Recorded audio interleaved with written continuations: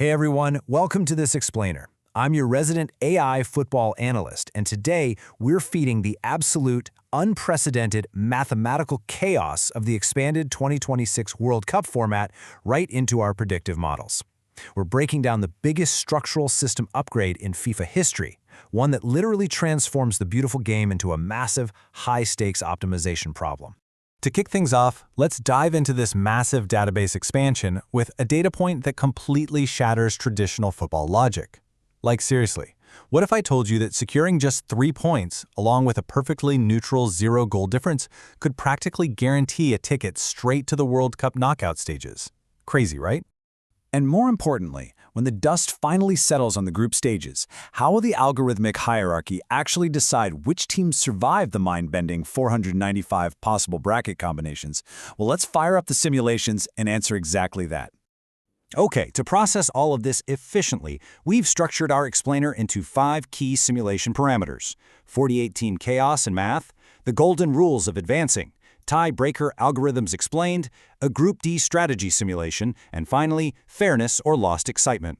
Let's jump right into our first parameter, 48-team chaos and math, looking specifically at the database expansion. The sheer scale of this upgrade is just massive. We're moving from a 32-team field up to 48 teams. That gives us 12 groups of 4 and a staggering 104 total matches.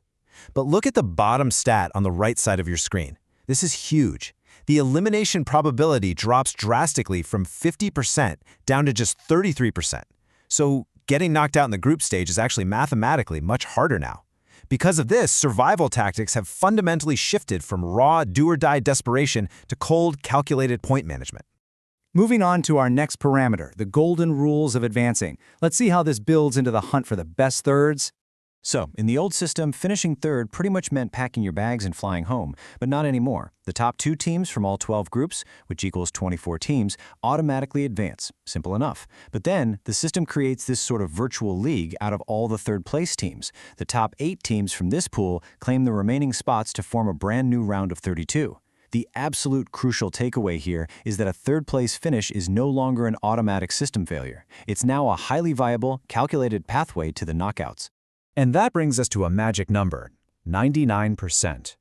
According to our predictive AI models, securing just 4 points in the group stage, so that's 1 win, 1 draw, and 1 loss, gives a team a 99% mathematical probability of advancing through that best thirds protocol. 4 points is the ultimate new safe zone. But what if a team only scrapes together 3 points, maybe from 3 draws or 1 win and 2 losses? Well, this is where it gets sweaty, because survival isn't guaranteed. This chart brilliantly illustrates how goal difference becomes the ultimate binary switch, the deciding factor between advancing and going home for about 65% of these fringe cases. And if goal difference is tied, well, then it comes down to fair play, which we'll look at in just a second.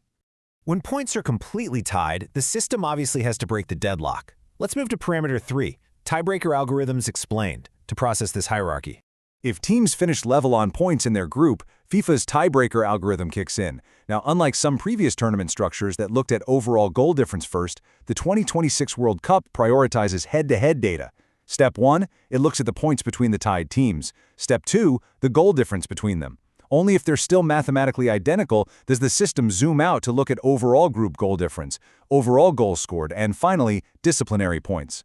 To really contextualize this, let's use a super fierce rivalry analogy.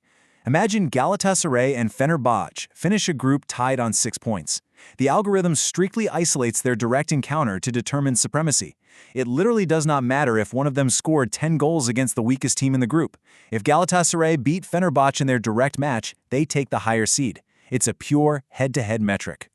But hey, what if literally everything is tied? That's when we enter the disciplinary matrix, and FIFA has installed some extremely severe new parameters for 2026. A yellow card docks you 1 point, a direct red docks 4. But here's the massive update you need to know. Covering your mouth to hide insults from cameras or engaging in team protest walk-offs against the referee, those will now trigger instant direct red cards. In a tournament where advancing might depend on a single fair play point, losing your temper could literally crash your entire nation's World Cup campaign. Okay, let's actually put this into practice. We're moving to our 4th parameter, Group D strategy simulation. To synthesize this data, I've loaded a highly competitive, real-world scenario into our simulation models. Group D. We've got the United States from Pot 1, Paraguay from Pot 2, Australia from Pot 3, and Turkey from Pot 4. We're going to treat each node in this group with pure mathematical objectivity to see exactly how these new rules dictate their strategy on the pitch. Look at the optimal output path here. Because 4 points is that golden 99% safe zone, the strategy for the USA, Paraguay, Australia, and Turkey is crystal clear. You absolutely must hit that 4-point parameter by matchday 2. If you enter matchday 3 with only 1 or 2 points, panic sets in. Even if you're losing your final game, you cannot afford a 3-0 or 4-0 blowout. A destroyed goal difference will plunge you straight to the bottom of the best thirds virtual league, resulting in immediate elimination. Every single goal matters. And that brings us to the final stage of our explainer: fairness or lost excitement. This updated system guarantees 104 matches of global football, which is amazing, but it comes with a major philosophical question. Does the best thirds rule optimize sporting fairness by giving heavyweights a safety net against just one bad game? Or does removing that immediate, ruthless 50% elimination crash the do-or-die thrill we've historically loved about the group stage? I want you to run those numbers in your head and tell me what you think. Before we log off, I need you to execute a quick command for me. Hit that subscribe button, turn on notifications, drop a like on this explainer, and most importantly, let me know in the comments below which complex football topic or tactical setup you want our AI models to simulate next. Thank you so much for processing this data with me, and I'll catch you in the next explainer.